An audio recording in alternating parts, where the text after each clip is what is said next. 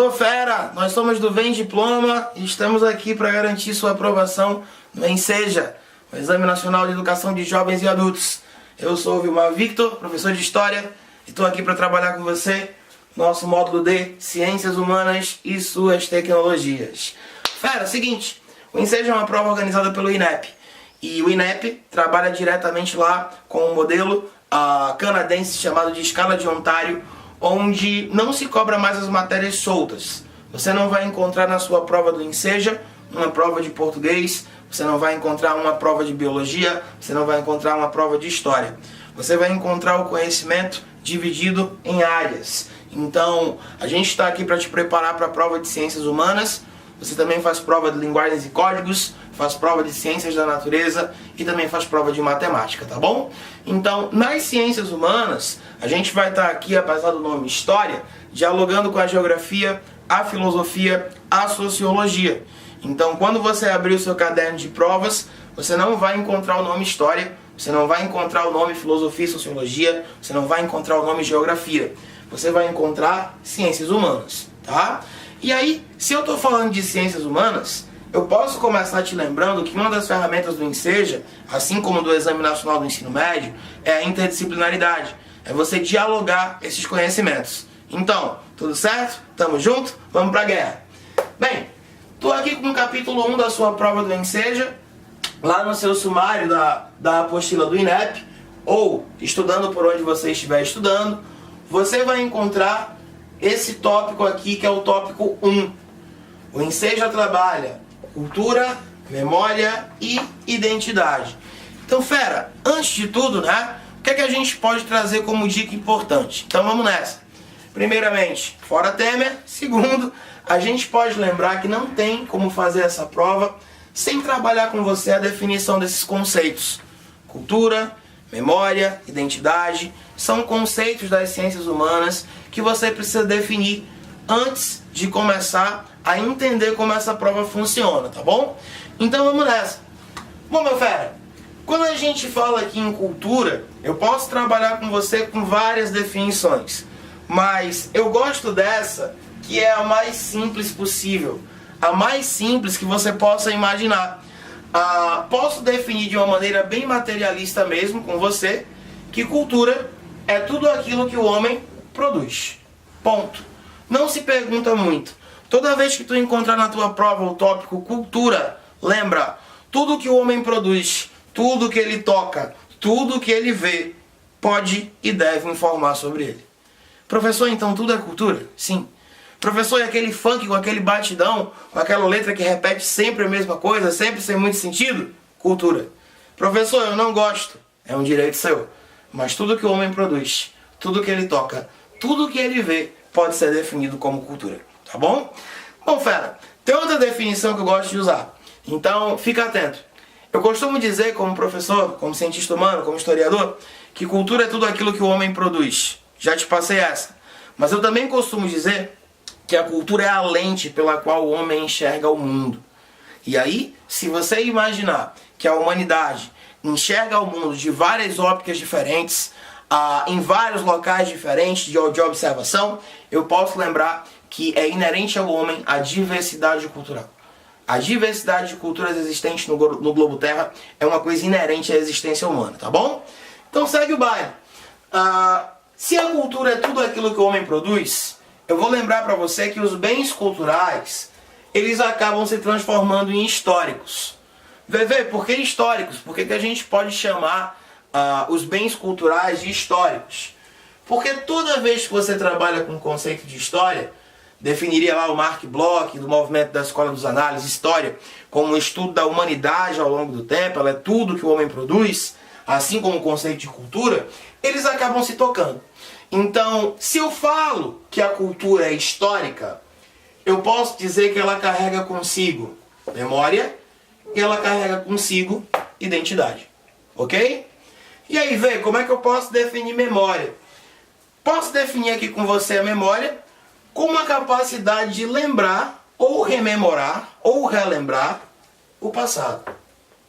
Fera, é impossível falar da humanidade sem suas memórias.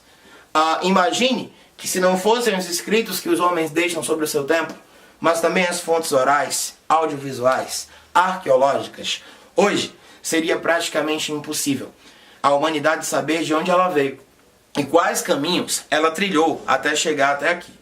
Então, eu posso definir para você a memória como essa capacidade de lembrar o passado. Mas, ao mesmo tempo, você deve imaginar que eu não tenho como lembrar coisas que eu não conheço. Eu posso trazer para você, suponha que a gente hoje pegasse uma pessoa que nasceu e viveu a sua vida inteira no Alasca. Ah, Vê, mas não tem como. Hoje a globalização, que a gente vai tratar em outra aula, ela faz com que as fronteiras sejam fluidas. Ela faz com que através da internet, com que através da rede mundial de computadores, com que através do próprio ser que tudo sabe, o Google às vezes sabe errado, cai na Wikipédia, né? Enciclopédia livre, como eu brinco com vocês. E esse cara vai estar conectado. Mas imagina que eu pego um cara que passou a existência dele no Alasca. Imagine que esse cara se isolou, ele mora dentro de um iglu. Imagine que esse cara não quis saber ou ter contato com outras partes do mundo durante praticamente toda a sua existência. E aí o que ocorre? Imagina que eu trago esse cara e eu coloco esse cara na cidade de Alta de Olinda. Imagine que, aquele abraço aí pro pessoal de Pernambuco que vai estar nos assistindo, a gente que chegou aqui no Rio para fazer essas aulas, aqui queimado, aqui do sol, né, também com essa cor um pouco difícil, não ficar vermelho. Então, imagina que eu pego esse cara e solto esse cara no alto da serra. Esse cara vai andar, e eu vou perguntar pra ele: e aí, fera, como é que tá? E aí, o que é que você enxerga? Ele vai dizer: Olinda, patrimônio histórico da humanidade. Não. Se eu pego esse cara e subo com ele no Corcovado, aqui no Rio de Janeiro, eu faço: vamos lá, fera, sobe aqui, ó, vem comigo, monstro. Chega aqui no Cristo Redentor. Ele vai dizer: nossa, fantástico, sinistro, muito bonito, uma escultura muito bem feita, mas ele não vai conseguir identificar. Por quê? Eu não posso lembrar aquilo que eu não conheço. É impossível lembrar aquilo que você não conhece. Se eu dialogo contigo com a psicologia, eu reforço. A mente humana não consegue lembrar coisas que ela não conhece. É impossível. Então, o conceito de memória só faz sentido porque ele traz consigo o conceito de identidade. Então, fera, você não vai encontrar na prova do Enseja uma questão sobre cultura, uma questão sobre memória, uma questão sobre identidade. Não. Você vai encontrar toda essa mistura, toda essa confluência, tá bom? Então, a gente vai chegar aqui e encontrar o conceito de identidade. Posso defini-la, como eu escrevi com você, com essa letra hieróglifa horrorosa. Capacidade de reconhecer-se com algo ou com você mesmo. Então, a criação da identidade brasileira, a construção do que é ser brasileiro, a construção da chamada cultura nacional, entre aspas, ela vai permear todos esses conceitos que a gente está estudando aqui, tá bom? Então, a gente vai puxar esse tópico para trazer uma dica importante. Algo que a gente escuta muito aí dos nossos alunos que estão fazendo no Enseja é que é muito difícil ter acesso a essa prova.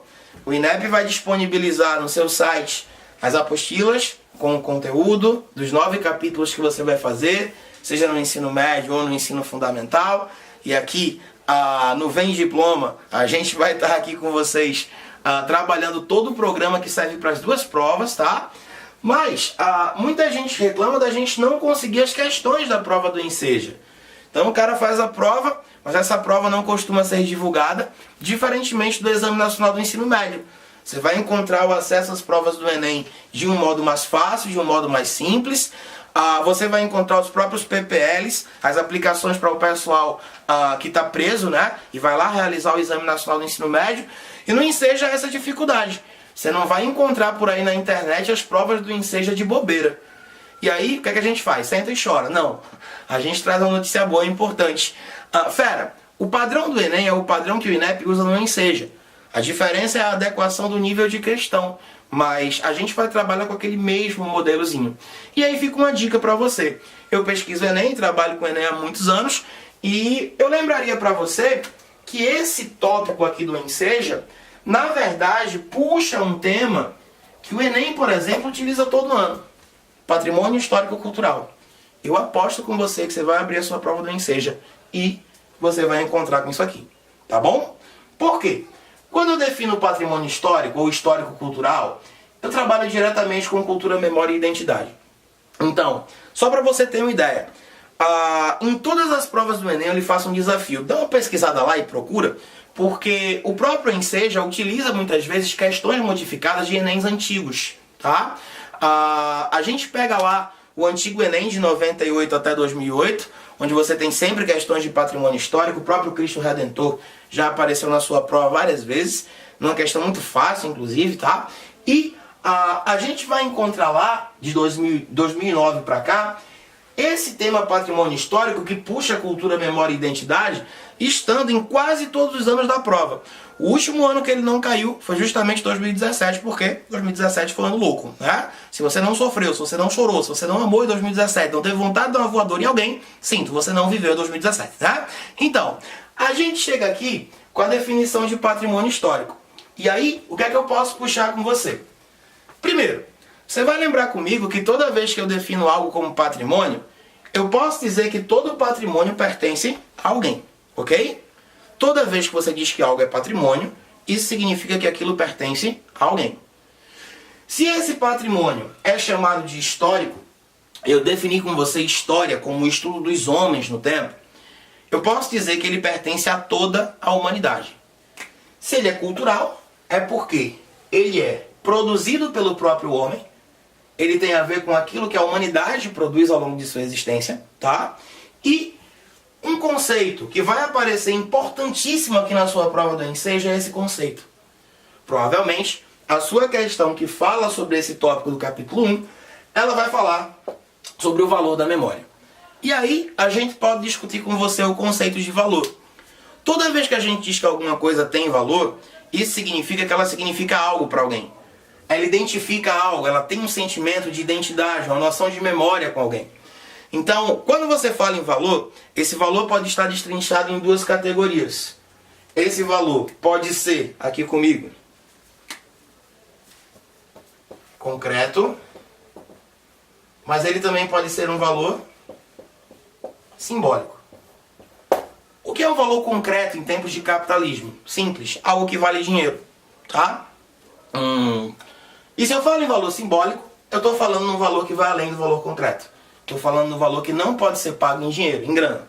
Por exemplo, eu dava essa aula de patrimônio uma vez, né? E um ninja chegou para mim e fez assim: VV, eu não consigo entender por que as pirâmides egípcias são patrimônio da humanidade. Eu disse: por quê? Eu disse: porque é pedra. Está muito legal, né?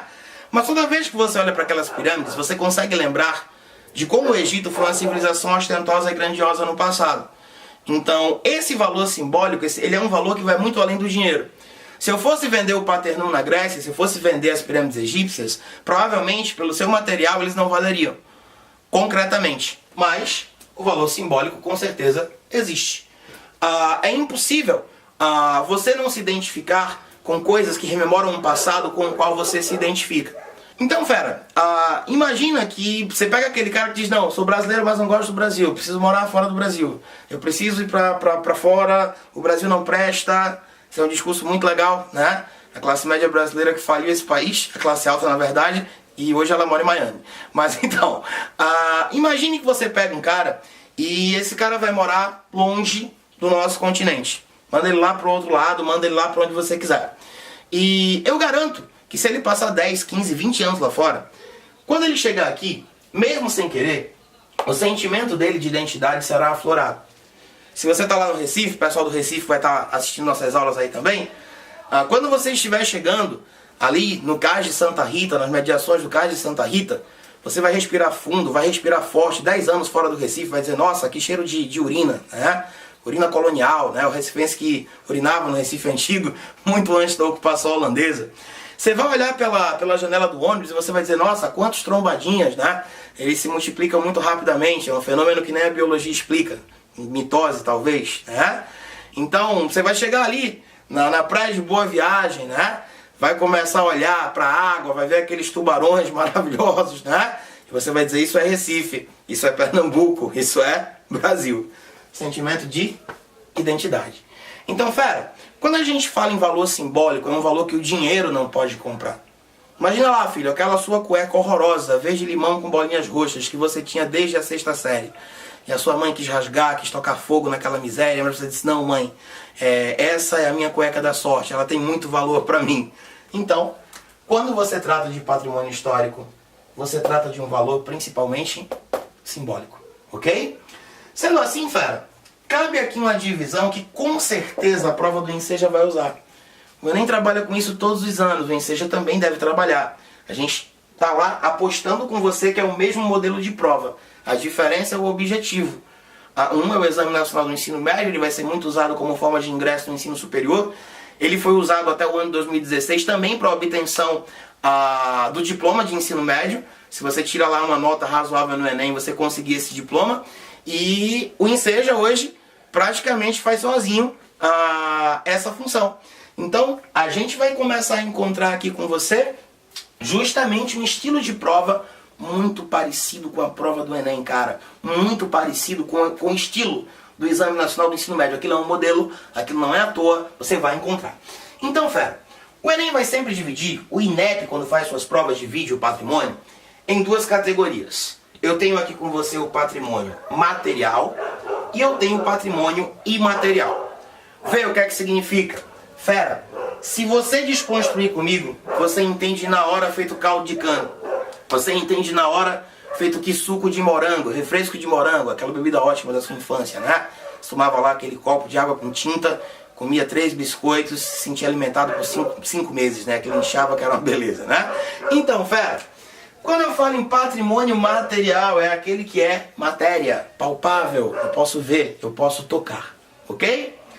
Quando eu falo em patrimônio imaterial, esse I é um prefixo de negação. Quando eu falo em patrimônio imaterial, eu estou falando diretamente de algo que não pode ser tocado. Então, eu poderia dar vários exemplos para você. Se eu falo em patrimônio material, eu falo em tudo aquilo que eu toco.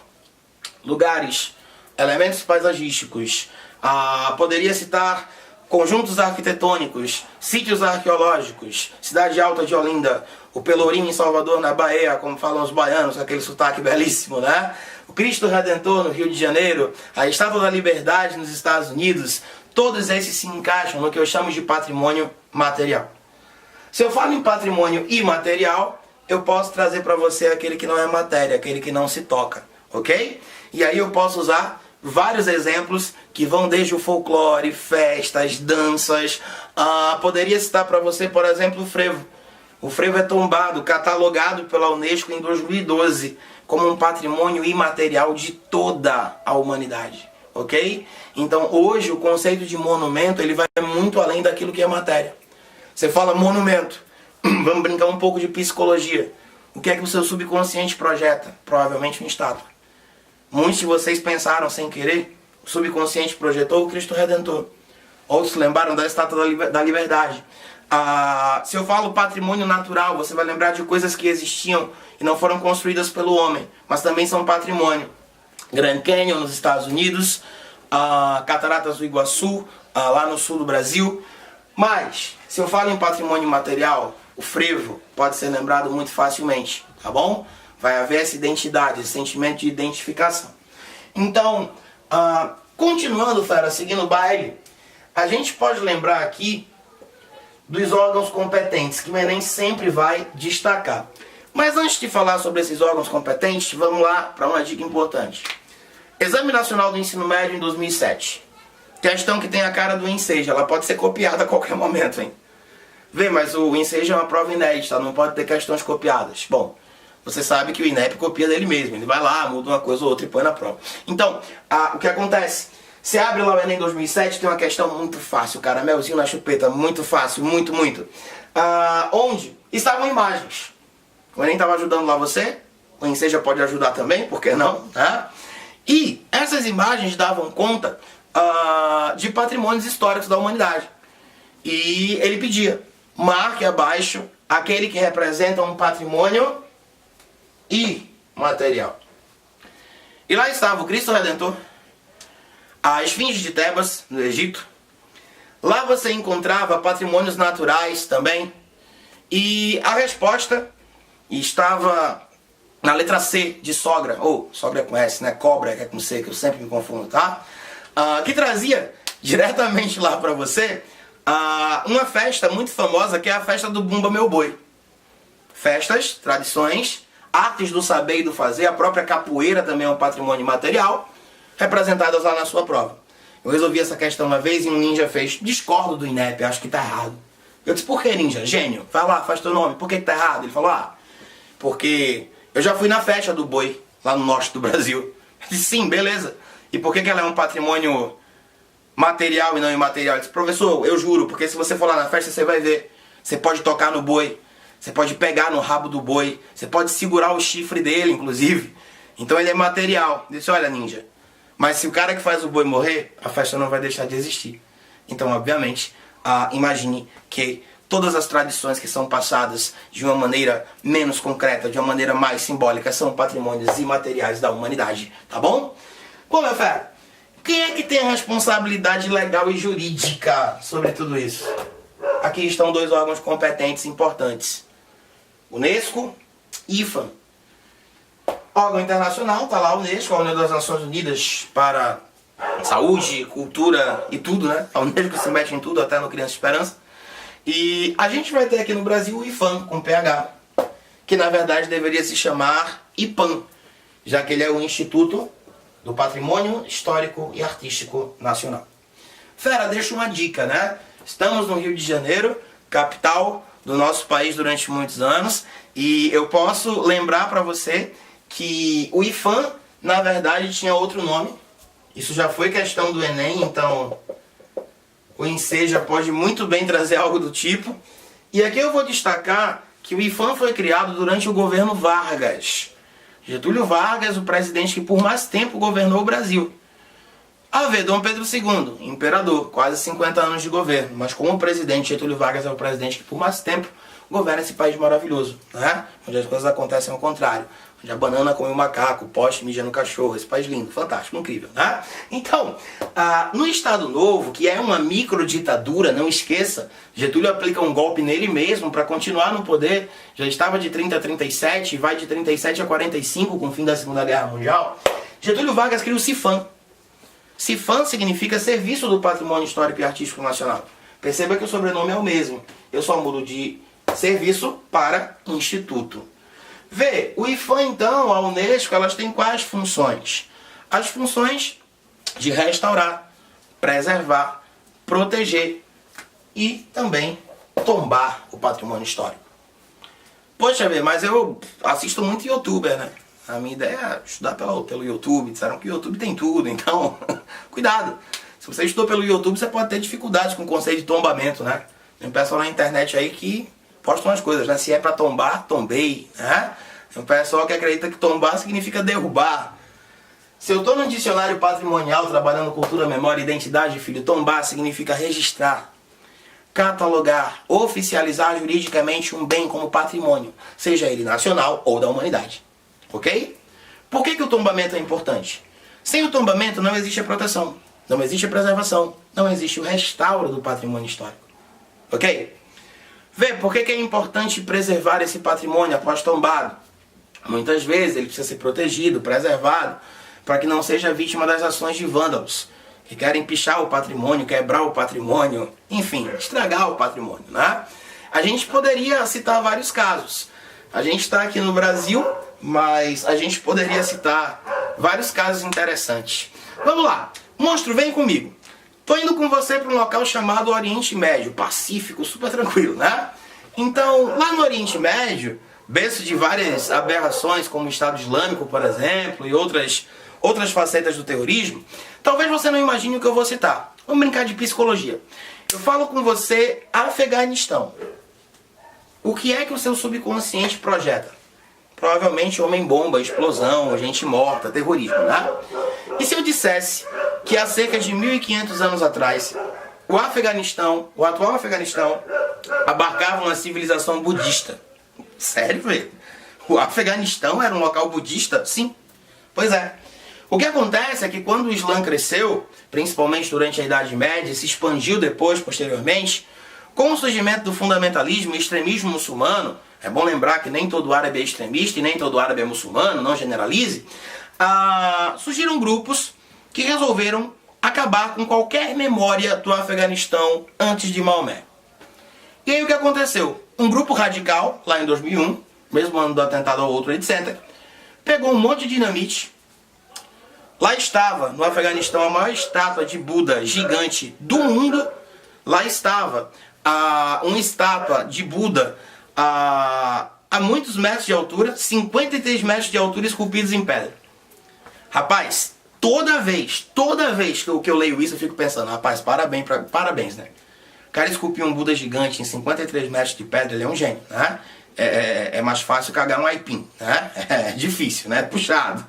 Então, esses caras foram lá, encheram o pé da estátua gigante de Buda de dinamite e explodiram tudo. Foi pedaço de Buda pra tudo quanto foi lado. Um crime contra o patrimônio histórico da humanidade. Por que ele foi feito? Os muçulmanos extremistas não queriam preservar qualquer memória que não fosse do Islã no Afeganistão. Bom, fera, eis a importância. Se você não consegue dialogar a memória com a identidade, não consegue reconhecer o valor da cultura, essas atrocidades acontecem. Então, esses órgãos têm toda essa função. E aí eu lembro, se você tomba, se você protege, se você preserva, é muito importante fazer o restauro do patrimônio histórico. O Brasil é um país com um patrimônio histórico vasto, interessantíssimo.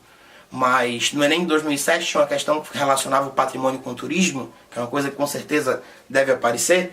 Existe hoje um apelo para que você faça com que os locais que viram patrimônio gerem fluxo financeiro, também, obviamente, respeitando as legislações. E o que a gente vai encontrar?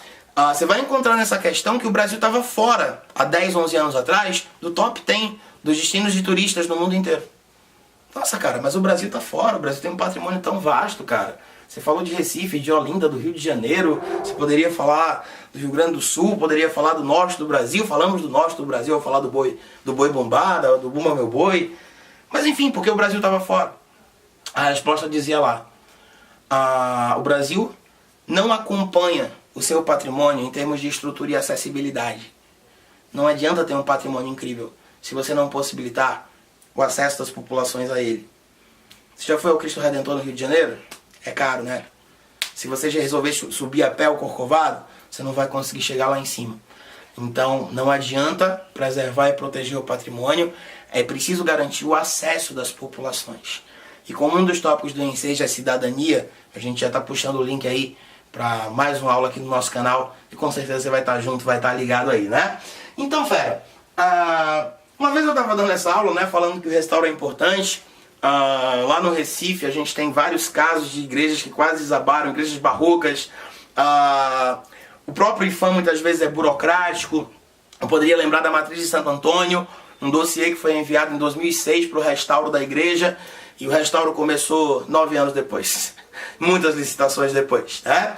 Então, uma vez eu dava essa aula e eu expliquei que restaurar é diferente de reformar. Fera, por favor. Estou fazendo a prova do Enseja. E aí aparece um item na sua questão que diz: uma das funções dos órgãos competentes na preservação do patrimônio histórico é a função de reformar o patrimônio. Errado. Pode escrever ao lado desse item: drogas pesadas. Errado. Se eu reformo, eu modifico o formato original. Se eu modifico o formato original, eu desconstruo memória, eu quebro identidade, eu firo o patrimônio. Restaurar é o termo certo. Restaurar significa dar uma boa aparência, mas mantendo o formato original da obra, tá bom? Então eu dava essa aula uma vez e explicava isso, aí um ninja fez: VV, eu posso chegar no Rio de Janeiro, né, tirar os 2 braços do Cristo Redentor que estão assim, colocá-los assim?